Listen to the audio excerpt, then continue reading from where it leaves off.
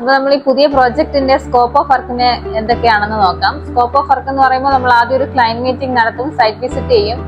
അപ്പോൾ അവിടെ ക്ലയന്റിന്റെ റിക്വയർമെന്റ്സ് എന്താണെന്ന് നമ്മൾ ആദ്യം അന്വേഷിക്കും. അപ്പം നമ്മുടെ ഒരു ഇൻപുട്സ് കൂടെ ഇട്ട് കഴിയുമ്പോൾ അത് രണ്ടും കൂടെ മാച്ചായി വരുന്ന എന്തൊക്കെ റിക്വയർമെന്റ്സ് അവിടെ നമുക്ക് എങ്ങനെയൊക്കെ രീതിയിൽ പ്ലേസ് ചെയ്യാൻ പറ്റുമെന്ന് നോക്കിയിട്ടാണ് നമ്മൾ സ്കോപ്പ് ഓഫ് വർക്ക് എടുക്കുന്നത്. അതിനെയാണ് സ്കോപ്പ് ഓഫ് വർക്ക് എന്ന് പറയുന്നത്.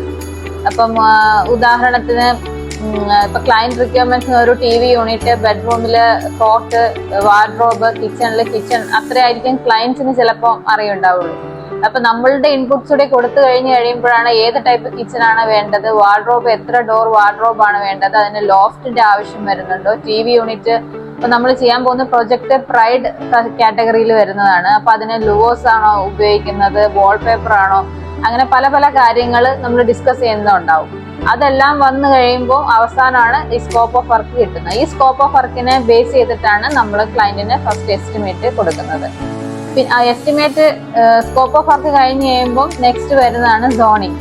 സോണിങ് എന്ന് പറഞ്ഞിട്ടുണ്ടെങ്കിൽ ഒരു ഏരിയയിൽ എന്തൊക്കെ കാര്യങ്ങളാണ് ചെയ്യാനുള്ളതെന്ന് നമ്മൾ കാറ്റഗറൈസ് ചെയ്യുന്നതന്നെയാണ്. ഫോർ എക്സാമ്പിൾ ഇപ്പം ഷൂറാക്ക്, ഇതൊരു ഫ്ലാറ്റ് ആണ്.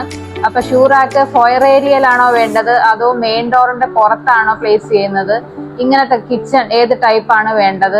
ചിലവർക്ക് ഓപ്പൺ കിച്ചൺ ആയിരിക്കും, ചിലപ്പം ഐലൻഡ് കിച്ചൺ ആയിരിക്കും. അപ്പൊ ഏത് ടൈപ്പ് കിച്ചൺ ആണ് വേണ്ടത്, അങ്ങനെ അത് എങ്ങോട്ട് ഫേസ് ചെയ്തിരിക്കണം, ഇപ്പൊ കോട്ടാണെങ്കിൽ ഈസ്റ്റ് ആണോ വെസ്റ്റ് ആണോ ഫേസ് ചെയ്തിരിക്കേണ്ടത്, ഇങ്ങനത്തെ കാര്യങ്ങളൊക്കെയാണ് സോണിനിൽ വരുന്നത്. അപ്പൊ നമുക്ക് അതിനെക്കുറിച്ച് സോണിങ് ചെയ്യുന്നത് എങ്ങനെയാണെന്ന് നോക്കാം.